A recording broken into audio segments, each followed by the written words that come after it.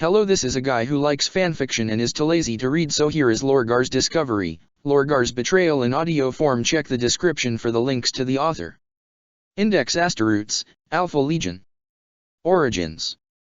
The 20 Primarchs were taken from the laboratory on Luna where they were created, and scattered across the worlds. That is truth. 19 of them landed on worlds that would become famous or infamous, blessings or curses, desert and jungle planets, hive and feral worlds. The 20th Primarch, was always different. Alphareus Omegan, the last Primarch, the galactic serpent, Alphareus Omegan, not merely Alphareus.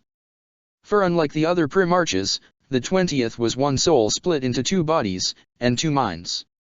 Little, indeed, nothing, is known for certain about the Primarch's early days, and the following narrative should be accepted with some caution. Alphareus Omegan hid these records well, even from his own legion. But it is known that, like the other 19 Primarchs, the galactic serpent landed on a planet. Alphareus and Omegan grew up together, and one way or another, became masters of secrets and lies. It is said, sometimes, that only the last Primarch's mentor in the arts of espionage could tell them apart, but, it is added, that mentor is long dead, at Alphareus Omegan's own hand. Or perhaps the mentor was a Zeno, namely the lone survivor of the Cabal, or a Perpetual, and through this survives to this day. Or, and this is the most fanciful theory, it was Alphareus Omegan themselves, from the future, and there are actually 4 twins in the Imperium now, and not 2. But one way or another, the last Primarch loved their home. Despite this, or perhaps in some fashion because of it, it was there that they determined their doctrine of strength through survival. It was there, too, that they first became critically concerned about ecology and sociology, the evolution of life and of nations, and the dreaded fate of extinction. As young as they were, they recognized their duty to humanity, despite being in a place where that did not seem an immediate concern. Alphareus and Omegan found her seconds before she would have been unreachable. Wait! Alphareus screamed, and she waited. She was in her human form now, an eternally young red-headed woman. That red hair fluttered in the stiff wind, and the oozing spaceship she would depart on was vibrating to signal its readiness for takeoff. Why? Omegan asked. Because I must, she replied. Because, just as you know you must depart this planet soon, I have other tasks I must complete. I have heard rumors, from distant galaxies, that the ancestors of my swarm have returned, and returned for good. Creatures of pure hunger, flying between stars and devouring all things like locusts. It is my duty to stop them. A destiny, of the sort I never seem to run out of. The twins looked at each other, not knowing what to say as farewell. But I suppose I should remind you, she said, before I go, that you have a destiny as well, a human destiny, unlike mine, though I was once fully human and you never were. Embrace it. You are the protectors of the human species, and I will never forgive myself, or you, if it does not survive. Search out your fate, Alphareus Omegan, and live out all the parts of it that you can accept, and deny all those you cannot from reality, before it's too late. And before either of the twins could reply, she walked up into the ship, and the being who had crafted the galactic serpent was gone. Why they decided to leave remains unclear, but it is believed they sensed that their psyche was connected to the planet, and that they could be hurt by the planet's destruction, and they left, keeping the planet's location a terrible secret, unknown to anyone but Alphareus Omegan to this day, not to protect themselves but to protect their world. Indeed, since no one on that planet is likely to remember Alphareus Omegan's landing, nearly any planet across the galactic disk might be the last Primarch's home world. They wandered space for some time, pretending to be one person. They saw new worlds, and in time, it would seem, assembled a ragtag fleet, which acted either as a trading fleet, as a pirate fleet, or sometimes one and sometimes the other. Always, though, they did what they did with an ultimate goal in mind, discovering who they truly were. Eventually, the time came when they heard rumors, from the galactic center, of an imperium of man, led by a godlike emperor. Most could not have determined their parentage from rumors, even among the Primarchs, but Alphareus Omegan were never most Primarchs. Their fleet warp-jumped across solar segmentum, becoming for a brief time a myth among navigators. And then, as the Emperor was showing terror to Fukin, Alphereus Omegan's fleet emerged above the throne world. "Father," Alphereus told Terra, "I have come to pledge myself to the Imperium of Man. The Great Crusade." The Emperor was overjoyed to meet another one of his sons, and proved his identity soon after by demonstrating his knowledge of Alpharius' twin. By common agreement, Omegan's existence was to be kept a total secret. It was only told to the upper ranks of the Legion and the Emperor himself until the Great Betrayal, and after that only to the surviving loyal Primarchs outside the Legion. Since Omegan could perfectly impersonate Alphereus, both spent time as the public face of the Legion. That Legion was soon thereafter shown to its Primarch. It was, unlike the other Space Marine legions, a special unit dedicated to targeted strikes on the Imperium's enemies, more than to simple war against them. They had until Alpharius' pronouncement existed in total secrecy, known only as the Ghost Legion. The Galactic Serpent brought them into the open, and renamed them the Alpha Legion. Moreover, the Legion was rapidly expanded from its earlier size of 1,000 Marines towards the Emperor's recommendation of 100,000. The actual size of the 20th Legion stabilized at about 70,000 Marines. The Alpha Legion was notable for having similar facial features to the Primarch. Under Alphereus Omegan, it carried this tendency to its extreme. Members of the Legion constantly impersonated the Primarch and each other, and vice versa. An enemy battling the Alpha Legion could never be quite sure who was who. Indeed, the concept of identity was somewhat fluid to the Alpha Legion. Alphereus was all of them, and all of them were Alphereus. They embraced a fluid combat doctrine based on information, one that could be difficult to understand even for the Legion's own members. And, while the Alpha Legion crusaded across the galaxy, it also always did its best to ensure worlds it conquered, and even worlds other legions had conquered, stayed loyal, and not merely due to the threat of overwhelming force. Networks of informants and asteroids stationed seemingly at random coalesced, underground, into a vast network directed at loyalty to Alphereus Omegan and the Emperor.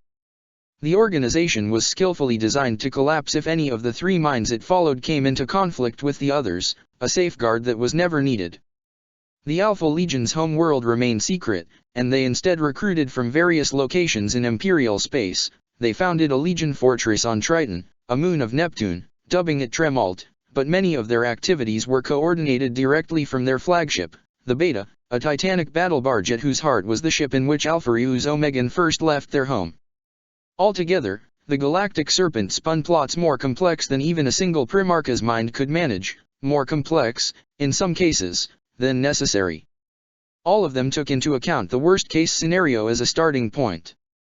Infamously, for instance, Alpha Legionnaires not only trained to infiltrate other Space Marine legions, but did so in practice. The sum total was that Alphereus was seen as a humorless and pessimistic figure by many of his brothers, though in truth he was neither except when contemplating the species' future. Alphereus certainly had friends among the Primarchs. Fukin, whom he met on Terra at the beginning, was in many ways his opposite, focusing on single human lives more than on galactic destinies, and could easily have hated Alphereus for stealing his glory. But neither Primarch cared about glory, and the two struck up a close friendship, each helping the other think on different scales. Jagatai Khan, meanwhile, was a symbol of the last Primarch's belief that struggle was an integral part of life, and far smarter than most gave him credit for. But there were more that felt distaste for the Alpha Legion's tactics, and for their influence. Mort Arian was the leader of those that advocated for absolute rule by the Emperor, and believed Alphereus was preparing for rebellion. Ferrus Manus was similar to Alphereus Omegan in many ways, but did not share his focus and purpose, instead playing around with a million distractions. Sanguinius was the opposite of Jagatai, incapable of understanding that full utopia was unachievable. The worst was Horus.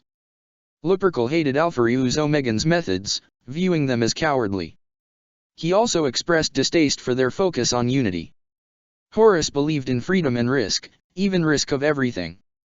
Alphereus, for his part, saw Horus as the most blatantly disloyal of all his brothers. It is said that, in every rebellion simulation Alphereus ran, Horus was opposed to the Emperor. The Luna Wolves, like their father, chafe against the fact of the Great Crusade. They only continue because they have no other choice save lone rebellion. But they are filled with righteous fury and endless empathy, and losing them like we lost the other two would, in the end, mean we lost some of humanity's soul. Ngopek. Worlds the Alpha Legion conquered, though not quite as numerous as those of most other legions, were noted for their quick and complete integration into the Imperium in the post-conquest period. In no small part, this was because the Alpha Legion's influence extended for light years in front of their fleet, where agents scouted distant worlds to initiate the process of bringing them into the Imperium. Against the Orc Empire of Probed, for instance, the 20th Legion instigated a massive slave, human and orcoid, revolt as they invaded. More spectacular was the conflict against the Hrud of the Opaline Stars, where the Alpha Legion managed, albeit with significant losses, to lure the migration into a black hole. Human empires, of course, were best suited to the 20th Legion's methods, and there were hundreds of worlds that, while not officially conquered by the Alpha Legion, had in practice seen the groundwork for compliance laid by the 20th's agents, which were often working towards goals of their own half a galaxy away. Alpheus Omegan, by the point of Lorgar's treachery, had worked out much of the details of fighting a hypothetical galactic rebellion. But they had not been aware of a crucial element that steered the course of the war. They had not considered the cause. They had not considered chaos. The Great Betrayal. The first sign Alpheus Omegan had that something was wrong with the legions was when he lost several legionnaires on the Dark Angels recruiting world of Iorio. An intercepted message later, the last Primarch knew that the Dark Angels had fired shots against their cousins in order to protect the knowledge of some super heavy the Dark Angels were constructed. It seemed an extremely petty thing to do, and as an explanation Alpheus Omegan at first assumed that the Lion was dabbling in xenotechnology. The truth, of course, was far worse. Then contact was lost with every last one of Alpharius' agents in the Blood Angels fleet. Later, the lot of them would be found on a ship, sent back towards Triton by Sanguinius. Soon thereafter, contact was lost with most of the infiltrators among the Word-bearers and the Imperial Fists, as well as in the Dark Angels and the Iron Warriors. Those would not return. Not long after that, every last one of the few spies in the Iron Hands and World Eaters fleets was killed. And finally, most of the Salamanders and White Scars observers vanished. Alpheus Omegan desperately tried to understand, not so much why but how. Only incredibly powerful psychic abilities, those of a well-trained Primarch, for example, could have been responsible. But none of those Primarch were known to be trained psychers. Fortunately, the few remaining agents provided an explanation. The Alpha Legionnaires, and their allies, had been killed in the opening act of a rebellion against the Emperor. Moreover, the rebels were assisted in their plots by dark sorcery, associated with a faith known only as chaos. It was this sorcery that allowed them to sense the infiltrators, and this faith that provided the pretext for turning against the Emperor. There was a reason the Alpha Legion had never successfully attached any observers to the Thousand Suns. Librarians could be fooled, though probably not a legion of them simultaneously, but psychic Primarches could not. Some information continued to flow, but the current lessened with each day. Chaos's sorcery was growing in power. This was an enemy he had not prepared for, treachery that itself gave strength.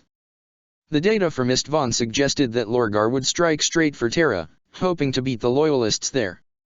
As for legions, and, later, the Space Wolves, headed straight for Terra, Alpheus Omegan, like Horus and Conrad Kurz of the Night Lords, realized they were too far away to personally get to Terra before the traitor fleet, given the latter's ability to pass through even the foulest warp storms while deploying them strategically against the Loyalists.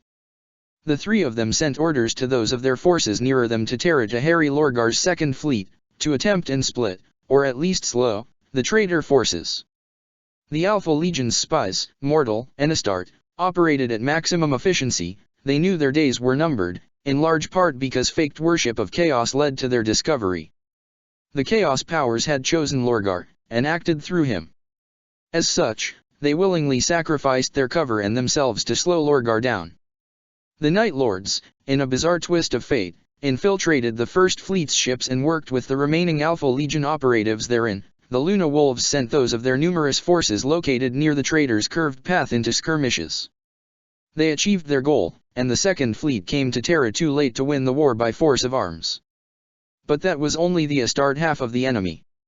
For despite the imperial truth, on many worlds the cults of chaos had waited for precisely this day. Many thousands of planets turned against the Imperium, Lorgar serving as the trigger. And the Night Lords, Alpha Legion, and Luna Wolves took charge of the Imperial response to this galactic war.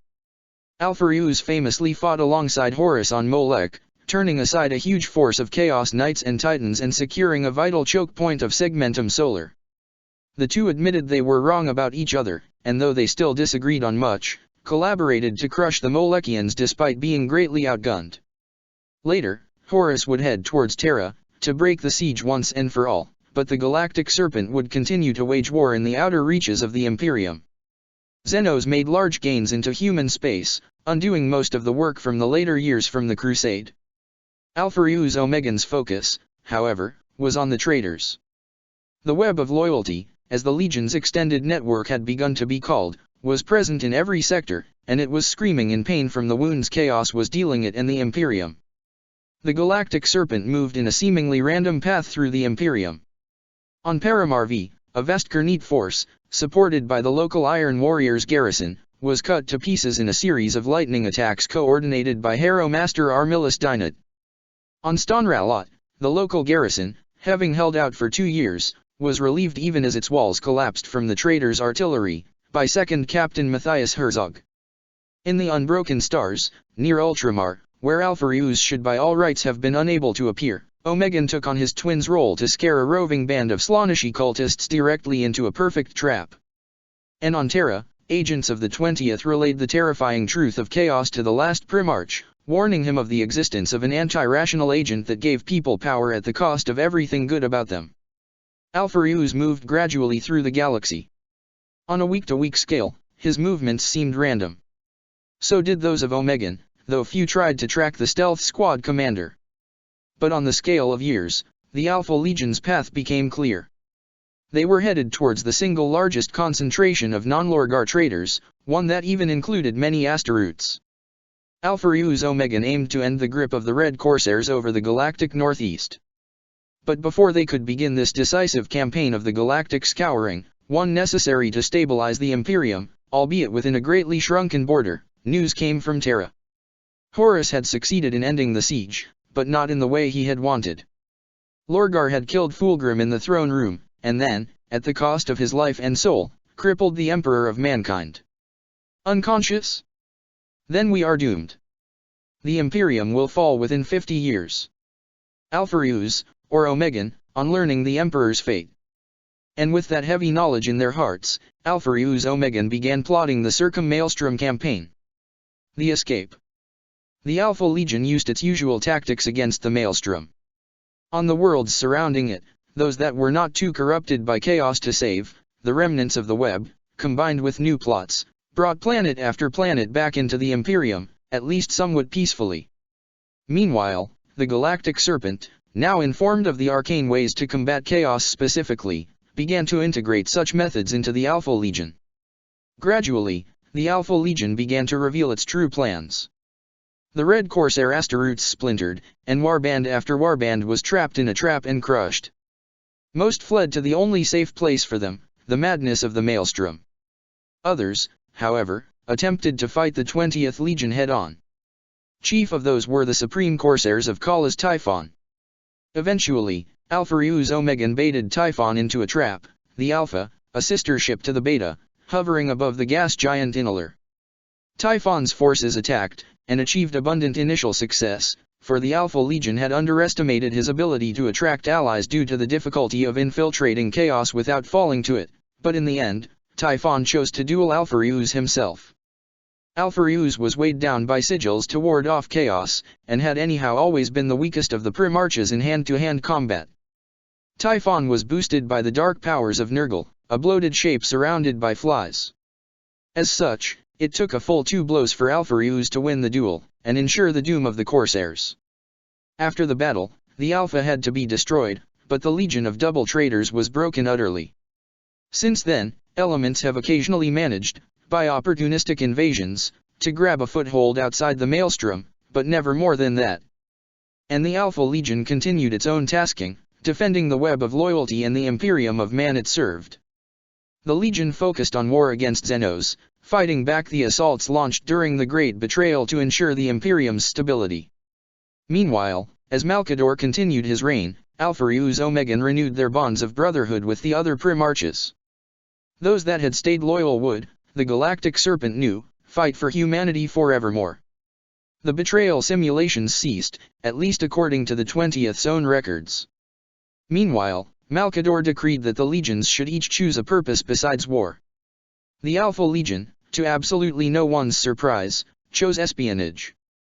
Not too long after, Malkador died, peacefully, having led a successful reconstruction of imperial institutions. He had decreed that he would be succeeded by a council of other major figures in the Imperium, known as the High Lords of Terra. Unless his history contains darker pages than even the 20th suspects, that was the greatest mistake Malkador ever made. The High Lords descended into infighting within a year, and within 2, Terra descended into disorder. If things had stayed the way they were, the imperial government would have gotten back onto its feet, but as a dysfunctional bureaucracy incapable of ensuring mankind's survival, and certainly not its own. It was clear that the time to stay in the shadows had ended. So Omegan, as Alphereus, walked into the High Lord's Senate chamber, and announced that he would be taking over as regent. The High Lords appealed to the other Primarches, but not one of them backed civilian rule. The Galactic Serpent had been crowned. Alphereus and Omegan walked into the ceremonial hall. The 59 members and 292 associates of the Cabal smiled at them. It was the worst, and best kept, secret of the Alpha Legion that the 20th had on several occasions, over the years, been assisted by and even acted as an agent of the Xeno organization. They had been friends of the Cabal for 300 years. And now, with the Galactic Serpent crowned, humanity was going to join it, the youngest race of the lot by far, in the person of Alphereus Omegan. Congratulations, a worm-like Cabalite stated. The Cabal has the galaxy once more. Omegan smiled, and Alphereus pulled a large capsule out of his pocket. Before any of the Xenos could react, he popped it with the dagger on his left gauntlet. And a clear gas exploded into the room, one instantly fatal to all but 4 species in it. Humanity has the galaxy, Alphereus explained as Omegan lazily shot 2 of the 3 non-human individuals that were not dead or gasping for breath. We do not need your advice anymore. You have helped us greatly over the centuries, but we know full well your goal is ultimately to destroy the warp, which would likely cost psychic species such as humanity their life. The Eldar among you may accept that, but we do not.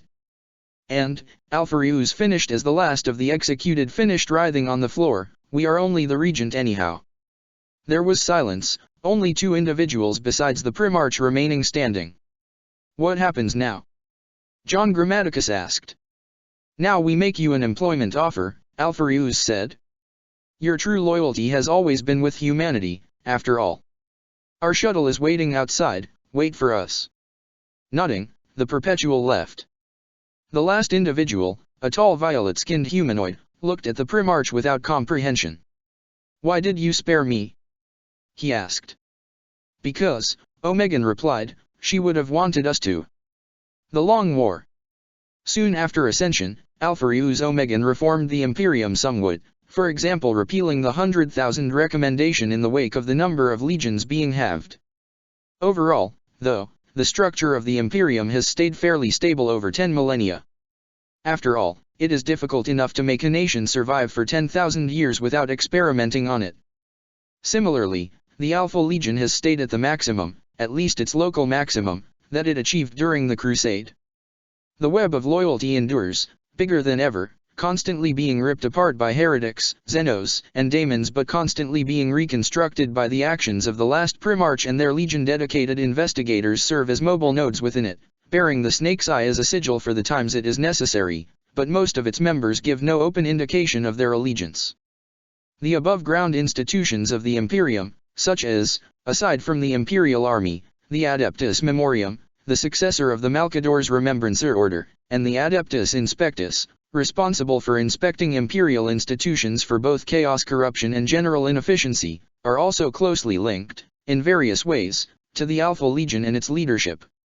The Alpha Legion also keeps a steady hand on the functioning of the Dark Orders, the 6 clads of the Officio Assassinorum, responsible for direct elimination of singular targets, and the 5 Oaths of the Sisters of Void, all female organizations who occupy a Black Ops role against specialized enemies. But while it fights alongside those allies on secret battlefields, the Alpha Legion continues, too, the military operations that are the basic reason it was created. One might take, for instance, its work in disassembling the massive rebellion of the Nova Terra Interregnum, an uprising spawned not of chaos but of disappointment with autocracy and taxation. Alpheus Omegan crushed the rebellion, and the 20th Legion did not leave all of the fighting to the Ultramarines. Afterwards, an investigation confirmed there was no need to lower tithes. The Interregnum's leaders had been, in truth, a conspiracy led by a religious faith in the Emperor's divinity and in the Primarchs not truly being his sons. In mid-M37, in the Eclosiad War, the Omniscient faith on Mars, marginalized, descended into madness, ultimately resulting in a figure known as the Blind King that advocated omnicide, and possessed weaponry of extreme danger. The Alpha Legion fought him into the Eye of Terror after rigging his equipment to be less stable. The operation was one of the most risky ones Alpheus Omegan had ever approved, and was led by half the Primarch himself, but it was a total success. There have been countless planets where the Alpha Legion, often combining their forces with the aid of the Ultramarines, have put down major rebellions. Carcharias and Luxor are two of the more prominent recent ones. That is not to say that the 20th Legion has always been successful. In late M38, the Alpha Legion muster at Gurvenfell was devastated by a massive, sudden Dark Eldar raid, the world's defenders cut down or tortured to death. Unknown to the Xenos, Gurvenfell was an Alpha Legion recruiting world, and so the Alpha Legion's losses were actually more severe than merely the thousands of casualties. That region of the web of loyalty took a century to fully rebuild. Still, even failure can serve Alpheus Omegan's plans. On the desert world of Quintus, the garrison of Dreadnought Kernax Voldorius and 100 other Alpha Legionnaires were killed in a massive White Scars assault under the young warlord Corsaro Khan, which nevertheless allowed the Raven Guard to steal priceless relics from their ships and destroy those ships, stranding the Chaos Space Marines in the middle of the desert, where they died, torn apart from within by Alpha Legion suicide infiltrators and from without by Corax's sons. Regardless of success or failure in individual engagements, the Alpha Legion as a whole stands strong, protecting the Imperium from threats internal and external in all positions on the scale of legitimacy. They are the Regent's children, the defenders of the species, the ring that encircles the realms of men. They are one, for they are Alpheus, and their mission will never end. Organization. The Alpha Legion's organization is fluid and mysterious, not only to those outside the Legion but often to those inside as well. The Legion currently contains about 155,000 Asteroutes. They are divided into 160 hosts, each of about 1,000 legionnaires and led by a captain, which are organized into 4 great instruments having no dedicated commander. Most frequently, these hosts are divided into cohorts of 20 Marines each, commanded by an officer also known as a captain. Captains of both types that achieve renown for a special area of expertise will often change their titles to Master, for example Fleet Master, Hero Master, or Assault Master. This hypothetical organization is in practice extremely fluid, though, in part because Alpha Legionnaires will often impersonate each other in ways even others in their legion have difficulty determining. For this reason, rogue Alpha Legionnaires pose a problem that must frequently be dealt with by the Primarch themselves, a weakness ameliorated by the 20th's rate of defection being by far the lowest of the Imperial Legions, due to a combination of successful indoctrination and careful selection for recruitment. Captains of both types, for instance, are paradoxically of equal rank. Moreover, questioning, even of orders, is encouraged. The end result is that the 20th Legion's military organization has been termed, more than once, neither a military nor organized. Moreover, leadership tends to be anonymous. When asked their name by non-astartes not closely linked to the Legion, Alpha Legionnaires will usually simply say, "I am Alpheus." The names of famous Asteroutes of the 20th are remembered by their brothers, and their deeds are eternal, and that is enough. Specialists fall into this fluidity as well. All Alpha Legionnaires are at least basically competent as tech marines and apothecaries, undergoing training on Mars for both. Some of them excel in one of those two courses, and are therefore entrusted with the repair of vehicles or gene seed matters in the cases where that is necessary, but they do not form a segregated part of the Legion, and the governing policy is simply to have the most capable legionnaire of those available perform such operations. Similarly, librarians are handled differently than in most legions. They are trained by a specifically assigned master for their first 20 years of Legion life, and taught to control and use their powers.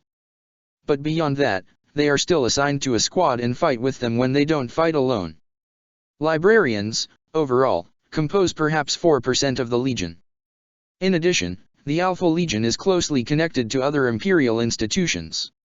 This applies especially to the Web of Loyalty, but also to, in particular, the Officio Assassinorum and the Sisters of Void. The former is composed of the Vindicare Snipers, the Venom Poisoners, the Venus Strategists, the Everzer Berserkers, the Kulexus Psyker Slayers, and the Collegius Infiltrators. The latter is a coalition of 5 oaths with distinct origins.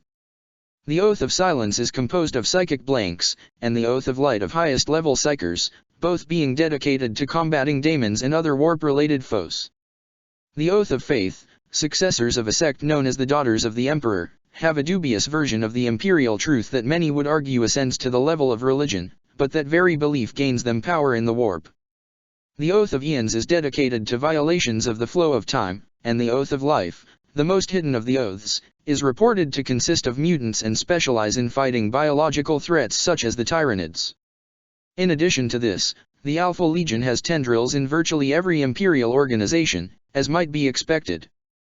The line between the 20th Legion and the rest of the Imperium is as uncertain as lines drawn within it. Alpha-Reus is the exception to this fluid organization.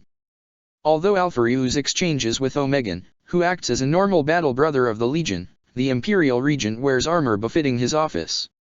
The Galactic Serpent has realized long ago that, while there is a time for shadows, secrets, and lies, there is also a time for inspiration and making clear the glory of humanity. Combat Doctrine. The Alpha Legion is renowned for its non-traditional combat doctrine. Indeed, they will frequently act not as an army, but rather as hubs of a massive network, the Web of Loyalty, of spies, assassins, and saboteurs. Nevertheless, Alpha-Reus is the regent, and it would be unseemly for his own legion to be known only for such things. And the 20th is composed of Astaroths, who are after all demigods of war. So, frequently enough, Alpha Legionnaires do act as a reasonably conventional legion, though they fight alongside the Imperial Army more often than most. In particular, the Legion fleet is smaller than might be expected for its size, Legionnaires appropriating Imperial Army fleets instead. On the attack, they always begin by getting information from and sowing disorder below. The goal is to make the enemy demoralized, but more importantly, to be capable of implementing any one of a number of fluid plans. As compared to the days of the Great Crusade, the Alpha Legion's operations are more serious, and when a straightforward approach is best, another legion is sometimes called in to do just that, but frequently, that is not the case. In that case, predicting precisely what the 20th will do is nearly impossible, but frequently it will be a variant on the harrowing, in which a long period of subterfuge without any above-ground action of the Alpha Legion is succeeded by simultaneous dazzling attacks from dozens of different directions. Tartarus is a doomed world, Angelos. The Eldar are right about that much. Prepare the 15th's battle barges. We will harrow the Xenos tomorrow, and the day after will be Black Dawn. Bale, captain of the Alpha Legion's 12th host. On the defense, the Alpha Legion will rely on the population more than most. They will also put trickery into play against the invaders, but beyond that play a game of retreats and counterattacks, as well as of information. The goal is to get the battlefield in a position that plays to the Alpha Legion's strengths in information warfare and adaptability. At the same time, the Space Marines will not fight alone, there will often be too few of them for that.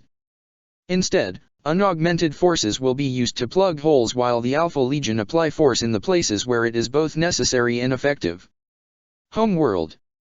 Alpha-Reus Omegan's true homeworld is a secret to all but the Galactic Serpent themselves. Studies by the first captains of the Legion have given utterly contradictory information from what little the last Primarch have revealed, and the little information that they believe out of the results deals with the things Alpha-Reus Omegan have taken care to not talk about, or leave traces about, in detail, that they were happy there, and left to save it. Since then, the Legion homeworld has been Triton, a moon of Neptune in the Sol system. Triton is an extremely cold ice world, with no other terrain. The planet is inhabited by strange life, genetically engineered during the golden age of technology, in the ocean beneath the surface, but the surface itself is empty except for the Alpha Legion's fortress, Tremalt. Tremalt serves as a base of Legion operations, as well as a site of training and induction. Meanwhile, the local governing center of the Web of Loyalty is located in hollowed-out Proteus, an inner one of Neptune's moons.